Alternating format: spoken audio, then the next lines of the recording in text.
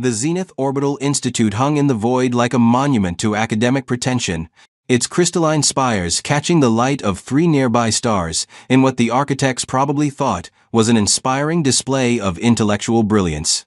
In reality, it looked like someone had stuck a chandelier in space and called it a university. But then again, when you're the most prestigious institution of higher learning in a galaxy containing 47,000 sentient species, you get to be a little flashy about it. For the past 3,000 years, ZOI had been churning out the galaxy's elite, diplomats who could negotiate trade agreements without starting wars, scientists who could split atoms without splitting their colleagues' opinions, and engineers who designed ships that only occasionally exploded. The student body represented the cream of galactic civilization. Species who had evolved on worlds where the most dangerous predator was something that might give you a mildly uncomfortable rash if you weren't careful. There were the glimmering folks from Pacifica IX, whose home world's biggest threat was deciding which of 7 edible fruits to have for breakfast.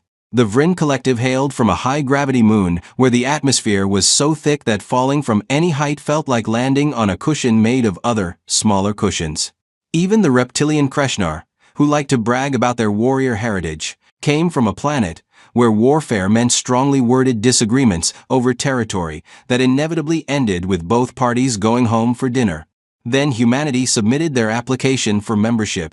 The Galactic Assessment Board had spent 6 months analyzing Earth, and their report made for absolutely fascinating reading, assuming your definition of fascinating included phrases like apocalyptic weather events, megapredator ecosystem, and plate tectonics that actively try to murder the inhabitants. Earth scored a 9.8 out of 10 on the Presnell-Ryer Deathworld Index, losing 0.2 of a point solely because it didn't have acid rain. The board noted this seemed like an oversight on Earth's part. The planet featured weather systems that could flatten cities, oceans that could swallow islands, and a sun that would literally give you cancer if you stood under it too long. Humans had evolved alongside creatures that could crush them, eat them, poison them, or in particularly creative cases all 3 simultaneously. Their own bodies attacked them with something called allergies, where the immune system occasionally decided that peanuts were the enemy and tried to kill its host in response. Naturally, the admissions committee rejected humanity's application. Then humanity invented faster-than-light travel in 18 months, using what they described as spite and caffeine. And suddenly the committee discovered a newfound appreciation for human potential. Nothing opens doors quite like proving you don't actually need permission to walk through them. That was 5 years ago. Now, humans attended ZOI alongside everyone else, and the university had learned to keep medical teams on standby whenever they were present. Not because humans were violent, quite the opposite, actually. They were friendly, enthusiastic, and deeply committed to the universal ideals of peace and cooperation. The problem was that humans had absolutely no concept of their own terrifying nature. Professor Kilmath-Reen stood at the front of advanced quantum mechanics, all 7 of his eye stalks focused on the equations floating in holographic display before him. He was a centurion, a species known for their patience, wisdom, and complete inability to handle stress. His skin had started turning from its usual calm blue to an anxious purple-gray approximately 10 seconds after he'd seen a human name on his class roster. The classroom itself was a masterpiece of modern design, seats that adjusted to any body configuration, atmospheric controls that could accommodate everything from methane breathers to chlorine enthusiasts, and walls reinforced to withstand what the architects carefully termed energetic academic discussions. The human proofing had been added last semester after an incident involving a student who'd gotten excited about a breakthrough and accidentally put her hand through a wall while gesturing. Thexelor sat in the 3rd row, his crystalline body refracting light in what he considered an aesthetically superior manner to everyone around him. The Vryn were justifiably proud of their unique physiology, silicon-based life forms with body structures that resembled living gemstones. They were beautiful, durable, and had evolved on a world where the worst thing that could happen to you was falling into a mineral deposit and taking 3 or 4 hours to extract yourself. This particular Vryn came from the 5th Noble House, a bloodline that had produced senators, scientists, and at least one individual who'd written a very dry autobiography about administrative reform. Thexilor wore his privilege like his ancestors wore their awards, prominently and with the assumption that everyone should be impressed. His academic record sparkled almost as much as his physical form: top marks in theoretical physics, advanced mathematics, and condescending to perceived inferiors 101. He found humanity's presence at ZOI personally offensive.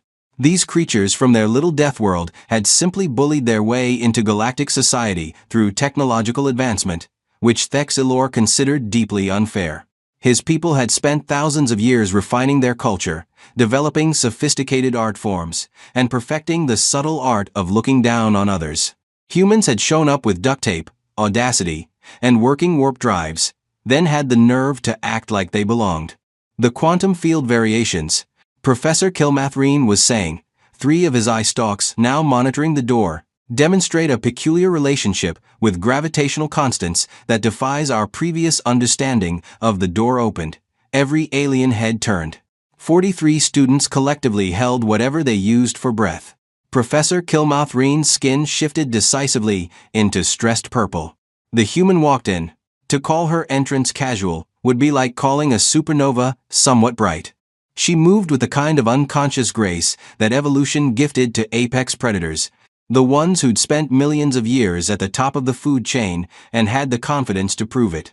Her legs covered distance with an efficiency that spoke of persistence hunting across open plains.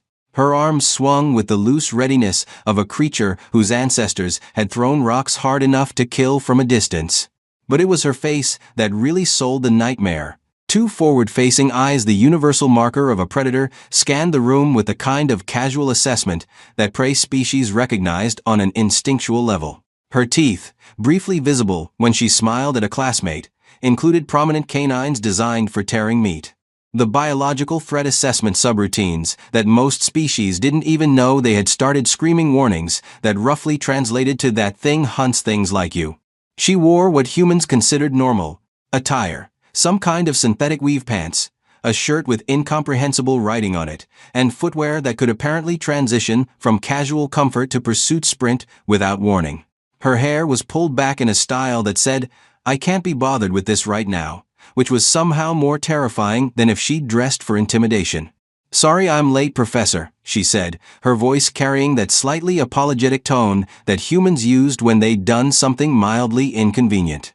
The transit pod thought I was cargo, and tried to route me to the storage bay again.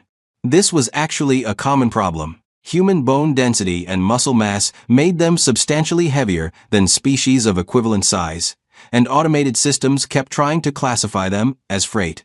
The university had filed 47 complaints with the transit authority, who'd responded that perhaps humans could simply weigh less, which was not technically a solution. "Quite all right, Miss Carter," Professor Kilmathrine said, his voice slightly strangled. His eye stalks tracked her movement to an empty seat with the attention of someone watching a live explosive. "Please, sit wherever you'd like, preferably somewhere structurally reinforced." Zara Carter, she preferred Z. But the university database was formal, dropped into a seat in the second row with a kind of controlled movement that still somehow suggested violence. The chair, rated for 3 times the weight of the average student, groaned slightly. She pulled out her data pad and stylus, radiating the oblivious friendliness of someone who had no idea that half the class was mentally updating their wills. Thexilor watched this display with crystalline disdain. He'd been observing the human since the semester started, looking for any excuse to challenge her presence. The fact that she consistently scored at the top of every assessment only made it worse. It was offensive enough that humans had invaded civilized space, but for one to be actually intelligent added insult to injury. "As I was saying," the professor continued, voice wavering, "the quantum field variations present unique challenges to our understanding. Miss Carter, since you're just joining us, perhaps you could explain the core paradox we're examining." Z looked up from her notes, and Thexilor saw several students in her immediate vicinity subtly lean away. "Sure," she said, with that characteristic human enthusiasm that everyone else interpreted as bloodlust. "We're looking at the disconnect between quantum behavior at the particle level and macro-scale gravitational effects, specifically why the math works in simulation, but falls apart when we try to apply it to actual stellar phenomena." The prevailing theory suggests we're missing a mediating force, but nobody's been able to identify what that force might be or why it only becomes apparent at stellar scales. She delivered this explanation with the casual competence of someone discussing the weather, completely unaware that 3 students in the back row were seriously considering dropping the class just to avoid being in the same room as her. Precisely correct, Professor Kilmathrine said, 2 eye stalks now watching Thexilor, who had begun to glow slightly brighter, the Vrin equivalent of getting angry. The mathematical models suggest actually. Thexilor interrupted, his voice carrying the particular harmonics that Vren used when they wanted everyone to know they were smarter than you. I find it interesting that we're accepting answers from species who only discovered quantum mechanics a few centuries ago. My people were exploring these concepts when humans were still hitting rocks with other rocks. The classroom went silent. Even Professor Kilmathrine's eye stalk stopped moving. Z turned to look at Thexilor, her face arranged in an expression of polite interest that made everyone else press themselves deeper into their seats. That's actually really cool, she said, because humans genuinely thought academic heritage was interesting rather than recognizing a direct insult. What conclusions did your people reach about the mediating force problem? Thexilor's crystalline structure pulsed with irritation. She was supposed to be offended, not curious. We concluded that some species simply lack the cognitive sophistication to grasp certain concepts. Perhaps we should focus on topics more appropriate to the full range of intellectual capabilities present. Thexilor, Professor Kilmathrine said, his skin now achieving colors that probably didn't have names. That is entirely inappropriate. I'm just saying. Thexilor continued, warming to his theme, that standards have clearly declined if we're admitting students from planets where survival depends more on physical attributes than mental ones. Anyone can evolve muscles and aggression. Actual intelligence requires proper environmental pressure. A student in the front row, a glimmering folk named Yistin, who'd befriended Z during orientation, made a sound like wind chimes in a panic. Maybe we should take a break, they suggested hopefully. A long break. Perhaps a semester-long break. Z's expression hadn't changed, but something about her posture shifted in a way that species with proper threat assessment systems recognized as very, very bad. Are you saying, I don't belong here? She asked, her tone still friendly, still curious, which was somehow worse than if she'd gotten angry. I'm saying, Thexilor said, standing up to his full height, which was still several inches shorter than Z sitting down. But he apparently hadn't done that math, that your presence is a courtesy extended to a young species, not recognition of actual capability. You're a physical specimen, not an intellectual one. Thexilor. Professor Kilmathrine's voice cracked across all available frequencies. Sit down immediately. But Thexilor was on a roll now, his noble pride and prejudice combining into something remarkably stupid. In fact, I'd wager that in any objective measure of capability, the human would prove inferior. Her grades are probably inflated out of political courtesy. I doubt she could win a fair competition of any sort. Z stood up. The movement was fluid, controlled, and made approximately 15 students seriously consider the benefits of changing their major to something that didn't involve sharing space with humans. She was smiling, which was probably meant to be reassuring, but showed entirely too many teeth designed for purposes that didn't include eating salad. What kind of competition? She asked. No, Professor Kilmathrine said. No, absolutely not. Sit down, Miss Carter. Thexilor, you will apologize immediately, and a simple physical test, Thexilor said, his pride having apparently murdered his sense of self-preservation in cold blood. Nothing dangerous, arm wrestling. It's a test of strength that my physiology is well suited for. My crystalline structure can handle significant pressure without damage. Unless, of course, you're afraid of demonstrating your actual capabilities. The challenge hung in the air, like a grenade with the pin already pulled. Okay, Z said, with that distinctly human combination of friendliness and competitiveness that had led to both the Olympics and at least 3 wars. Sure, why not?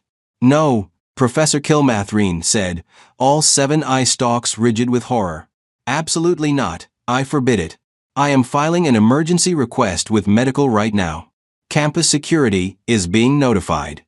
This is against at least 47 university regulations. But it was too late. Thexilor had moved to an empty desk, positioning himself with his arm extended. His crystalline structure gleamed with confidence, each facet reflecting light in what he undoubtedly thought was an impressive display of superior evolution. The other students were evacuating. Not running, exactly, that would be undignified, but moving toward the exits with what could charitably be called purposeful haste. Yis then paused at the door. Z, they chimed, maybe you shouldn't.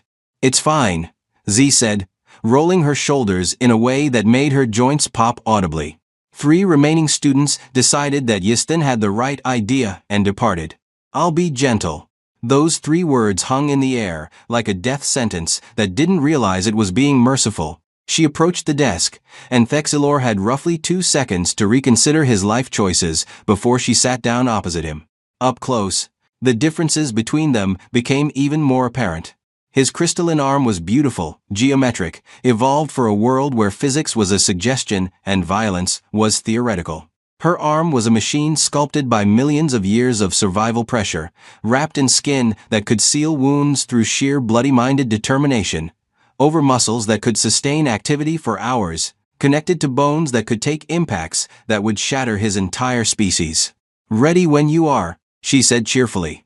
Thexilor placed his arm against hers and immediately realized he'd made a terrible mistake. Even at rest, her musculature felt like living stone. Her skin was warm humans, ran hotter than most species, a side effect of their overclocked metabolism, and beneath it, he could feel the subtle movement of tendons over bone that had been forged in the fires of Deathworld evolution. Too late to back out now. His pride wouldn't allow it. Also, 3 of his classmates had started recording. On 3, Professor Kilmathrine said weakly from behind his desk, where he'd taken cover. 1, 2, medical team, I need you on standby with crystalline reconstruction equipment. 3, Thexilor pushed with everything he had. His crystalline structure was optimized for this. Pressure dispersed through geometric matrices that distributed force across his entire lattice. He could handle several thousand pounds of pressure per square inch without breaking. He was going to prove that physical evolution was inferior to proper structural optimization. He was going to demonstrate that Z applied what she thought was gentle pressure. The sound was exactly like someone stepping on very expensive glass. Thexilor's arm didn't just break. That would have been too simple. The crystalline structure that had evolved to distribute force across multiple surfaces met an application of pressure it had absolutely no evolutionary context for. The geometric matrices that normally spread impact load encountered a focused, sustained force that simply did not stop. The fracture started at the point of contact, a hairline crack that appeared in the space between heartbeats. Then physics, biology, and Thexilor's terrible decision-making skills combined to spectacular effect. The crack propagated along natural fault lines in his crystal matrix, branching and spreading like lightning through glass. His wrist joint, a complex arrangement of interlocking geometric structures, simply gave up and shattered into 17 distinct pieces. The sound that came from Thexilor was not a scream. The Vrin didn't have vocal cords as such. It was more like the noise you'd get if you recorded breaking glass and played it backward through a synthesizer programmed by someone having a nervous breakdown. Z's eyes went wide. She released immediately, hands up in the universal gesture of, I didn't mean to do that. Oh crap, she said, with genuine horror. I barely squeezed. This was technically true. Analysis of the security footage would later show she'd applied approximately 8% of her maximum grip strength for roughly 0.7 seconds. The university's human physiology consultant would later note that this was roughly equivalent to her picking up a coffee cup carefully so as not to crush it. Thexilor's arm was now bent at 3 angles that geometry said were illegal. Crystalline fragments scattered across the desk like very expensive confetti. His prismatic blood, a silicon-based compound that looked like liquid opal, was leaking from multiple fracture points. His entire body had gone dim, the Vrin equivalent of shock. Medical emergency, classroom 7, Professor Kilmathrine was saying into his comm, his voice having achieved a pitch previously unknown to science. Multiple fractures, complete joint destruction, possible systemic lattice compromise. Yes, it was a human. Yes, again. No, she wasn't even trying. Just send everyone. The medical team arrived in 45 seconds, which was impressive considering they'd been on the other side of campus. Then again, the university had invested in rapid response systems after the third human-related incident. They swarmed around Thexilor with practiced efficiency, deploying containment fields to prevent further fragmentation, injecting stabilizing compounds into his crystalline structure, and loading him onto a specialized medical transport that could handle silicon-based life forms. "I'm so sorry," Z was saying, hovering nearby in a way that made the medical team nervous. "I didn't think I knew you guys were different, but I thought." "Please step back, Miss Carter," the lead medic said, not unkindly. They were a centurion like the professor, and their skin had gone the color of resigned acceptance. "We need to get him to surgery immediately. His structure is destabilizing." "Is he going to be okay?" Z asked, and she genuinely sounded concerned. "Probably," the medic said, guiding the transport toward the door. "We've gotten quite good at treating human-related injuries. This is the 7th incident this semester." They whisked Thexilor away, his dim form still making that terrible glass-breaking sound. The remaining students, all 5 of them, stared at Z, with expressions ranging from horrified to "I told you so." Professor Kilmathrine emerged from behind his desk, his skin cycling through colors that probably indicated he was updating his resume. "Miss Carter," he said carefully, "please remain after class. We need to file an incident report."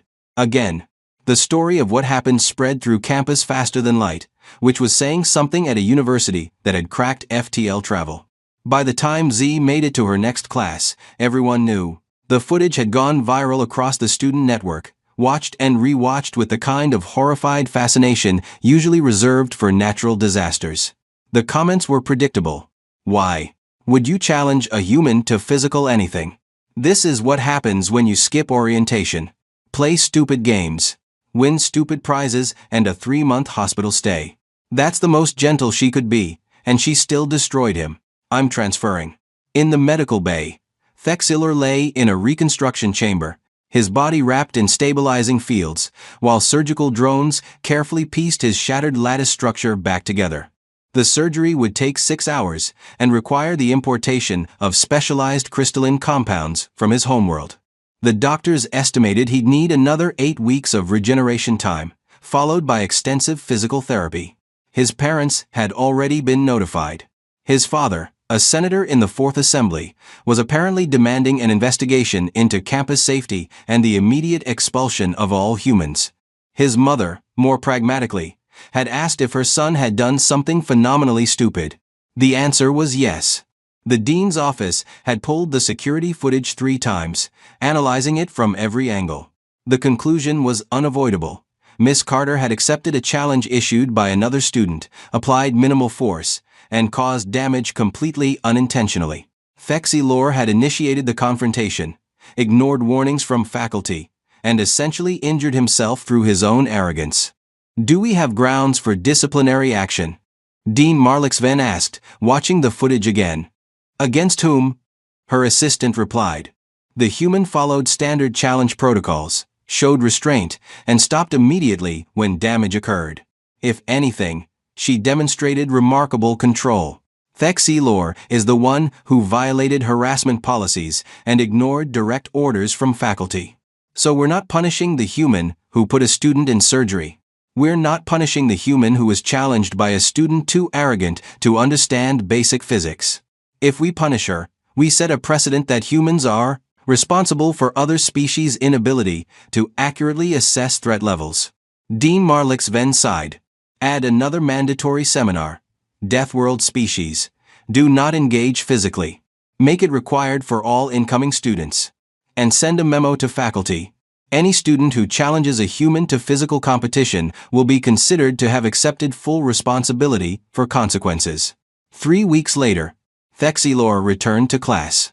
His arm had been reconstructed with reinforced crystalline matrices that were stronger than his original structure, but left visible fault lines that would never fully disappear. He walked with a slight irregularity in his gait, a permanent reminder that pride and physics made poor companions. The classroom went silent when he entered. Z looked up from her notes, her face brightening. "Hey, you're back. How are you feeling? Thexilor's crystalline structure pulsed with what might have been fear. Fine, he said quietly, moving to a seat in the back row. I brought you something, Z said, pulling out a package. It's a traditional human, sorry I broke you gift basket. There's chocolate, which I guess you can't eat, and a book on comparative evolutionary biology, and one of those stress balls. But I tested it first, and it exploded, so maybe don't squeeze it too hard. And, thank you, Thexilor said quickly, taking the basket and retreating to his seat with all possible speed. Professor Kilmathrine began the lecture, his skin a cautious neutral blue. The university had implemented new seating arrangements. Humans had to maintain a minimum 3-meter distance from any species classified as structurally fragile. Signs had been posted throughout campus. Please do not challenge humans to physical contests. The insurance premiums had gone up again. Z took notes enthusiastically, occasionally asking questions that demonstrated her complete understanding of quantum mechanics and her complete ignorance of her own terrifying nature. Thexilor sat in the back, quiet for once, his reconstructed arm a permanent monument to the galaxy's most important lesson about humanity. They weren't trying to be scary. They weren't trying to be superior. They'd just evolved on a planet that was actively trying to kill them for millions of years, and they'd won that fight so thoroughly that they'd forgotten what it meant to be prey. The galaxy was learning, slowly and painfully, that humans were the friendliest apex predators you'd ever meet right up until the moment you made them prove it. And once you made them prove it, the only thing you could really hope for was that they'd feel bad about it afterward and bring you a gift basket. Thexilor looked at his arm, at the visible fault lines that would mark him for life, and then at the human who'd put them there while barely trying. She was currently explaining something to Yisthen, gesturing with those terrifying hands, completely oblivious to the fact that half the class was still afraid of her. The incident had been named the Crystalline Fracture Event in official reports, and had spawned an entire new branch of university policy. There were seminars now, mandatory orientations, warning signs, and a dedicated medical team trained specifically in treating injuries caused by human interaction. And through it all, humans remained confused about why everyone treated them like natural disasters that had learned to smile and say please. Thexilor opened his gift basket carefully, mindful of his reconstructed arm. Inside, among the items Z had listed, was a note written in surprisingly neat handwriting. Sorry again about your arm. Let me know if you need help with any assignments while you're catching up. Also, I promise I'll be more careful. I forget sometimes that not everyone is built like us. Friends? He looked at that note for a long moment, at the casual offer of friendship from a creature that had nearly killed him by accident, and realized something. The rest of the galaxy was still learning. Humans weren't the problem. Human capacity for violence wasn't the problem. The problem was that humans genuinely, honestly, truly wanted to be friends, and had absolutely no concept of how terrifying that proposition was for everyone else. In the end, Thexilor learned his lesson. He never challenged another human, helped establish the Human Interaction Safety Committee, and graduated with honors. The scar on his arm became something of a conversation piece, a physical reminder that in the vast and varied galaxy, some species had earned their place at the top of the food chain, and the wisest thing you could do was acknowledge that fact before testing it empirically. As for Z. Carter, she continued to excel in her studies, made friends across multiple species, and remained blissfully unaware that she was the subject of multiple safety briefings, 3 revised university policies, and at least 1 species-wide internal memo that roughly translated to "Do not provoke the Deathworlders." The galaxy had room for everyone, it turned out. You just needed to learn which ones you shouldn't arm wrestle.